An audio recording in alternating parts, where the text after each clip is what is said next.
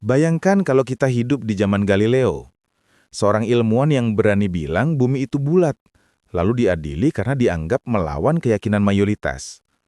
Sekarang mungkin kita nggak akan dibakar di alun-alun kota, tapi percayalah, tantangannya tetap ada. Hanya saja bentuknya berbeda. Hoax, takhayul, indoktrinasi buta, bahkan ideologi sesat yang dikemas rapih dan terlihat meyakinkan. Pertanyaannya, kita mau jadi apa? Korban atau bagian dari solusi? Di video ini, kita akan ngobrol tentang misi besar. Mencetak generasi muslim yang bukan cuma religius, tapi juga ilmuwan, moralis, dan punya ideologi yang kuat.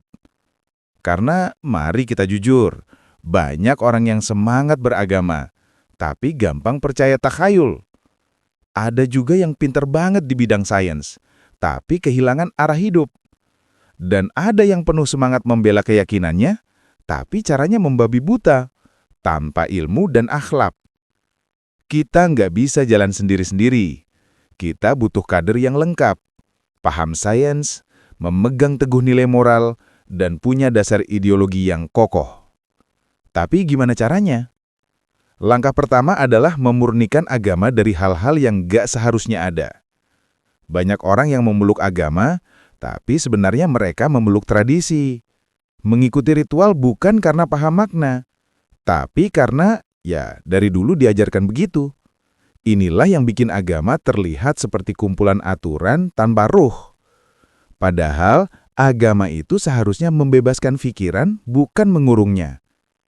Makanya, kita perlu berani mengupas ajaran yang benar-benar datang dari Tuhan dan memisahkannya dari budaya, tahayul, atau doktrin yang hanya menakut-nakuti.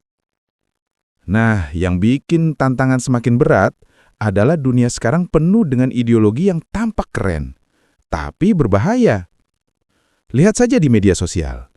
Ada ideologi yang mengajak untuk hidup bebas tanpa aturan, seolah moralitas itu cuma pilihan pribadi. Ada juga yang mengajak berjuang demi kebenaran, tapi ujung-ujungnya justru menciptakan kekacauan dan kebencian. Kita nggak boleh diam. Kita harus berani berdialog, bahkan kalau itu berarti melawan arus. Bayangkan Sokrates yang terus bertanya, terus menggali kebenaran, meski akhirnya ia harus membayar mahal. Atau Galileo, yang bersikuku dengan penemuannya meski dunia menentangnya. Mereka bukan hanya ilmuwan, tapi juga pejuang kebenaran. Dan hari ini, tugas itu ada di tangan kita. Kita bisa mulai dari hal kecil.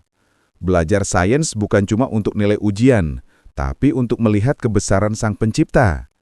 Memahami agama bukan cuma untuk hafalan, tapi untuk menghidupkan nurani. Menggunakan logika dan hati nurani sebelum menerima sebuah ideologi.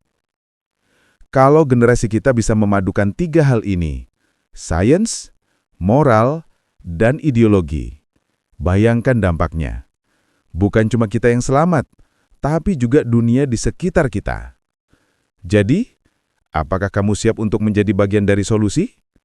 Mulailah dengan 1 langkah kecil. Belajar, bertanya, dan jangan takut berbeda. Karena perubahan besar selalu dimulai dari orang-orang yang berani berpikir. Like, share, dan subscribe, biar kita bisa belajar bareng tentang bagaimana jadi generasi ilmuwan beriman.